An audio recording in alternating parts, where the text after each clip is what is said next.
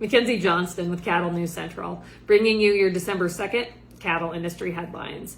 Brought to you by Ag Risk Advisors. They provide insurance to help minimize risk and maximize profit for farming and ranching operations.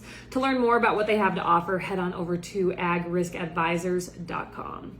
Also sponsored by Circle 5 Cow School. They host remote weekly classes all throughout the Midwest so you can learn to preg check your own cows. To view their schedule, head on over to circle5cowschool.com. That is the number 5 in there, or you can go ahead and just give them a follow on Facebook. And we are also sponsored by Cross Diamond Cattle Company of Bertrand, Nebraska. They're going to be hosting their annual Red Angus Bull and Heifer sale on December 13th at the ranch near Bertrand. They're going to be selling 225 head of coming 2-year-old Red Angus bulls and 400 head of outstanding commercial bred heifers. Doesn't get much better than what they have to offer. The sale will be on Superior and DD Auction. If you would like to view video for this sale or check out their catalog, head on over to crossdiamondcattle.com.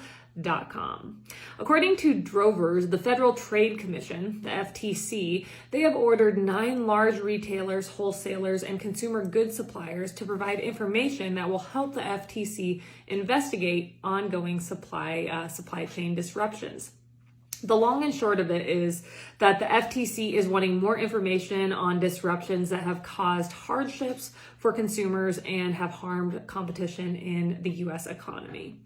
The 9 large companies are as follows. And of course, leading the way is Tyson, Walmart, Amazon, Kroger, CNS Wholesale Grocers, Associated Wholesale Grocers, McLean Company, Procter & Gamble, and Kraft Heinz Company.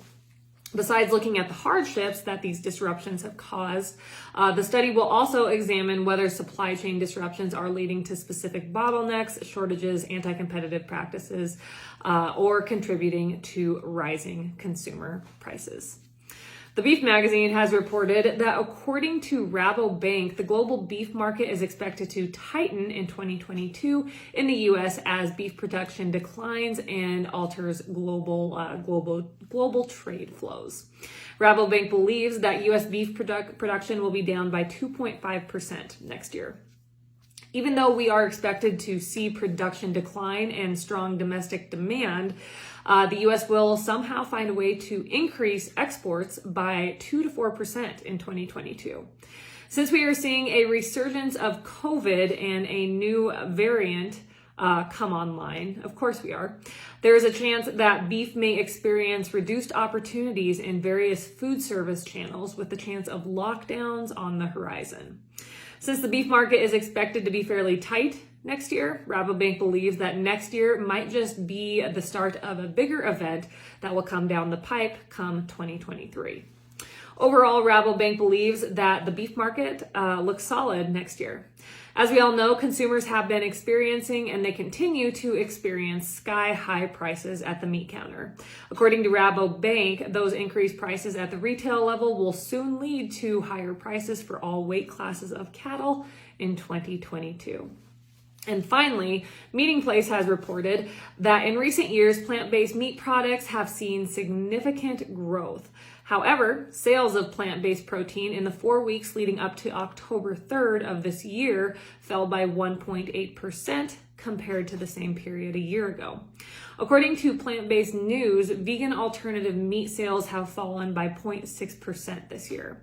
Scholarly researchers have found that diets based on plant-based substitutes were below daily requirements for calcium, potassium, magnesium, zinc, and vitamin B12. Furthermore, this fake meat exceeded the reference diet for saturated fat, sodium, and sugar. It sure is great to see some research coming out about how this fake meat is just complete crap. Wonderful to see that out there. That is all I have for you guys this morning, and that is all I have for you guys this week. This will be my last update. I hope you guys have a great rest of your week. Have yourself a wonderful weekend. I'll see you next week.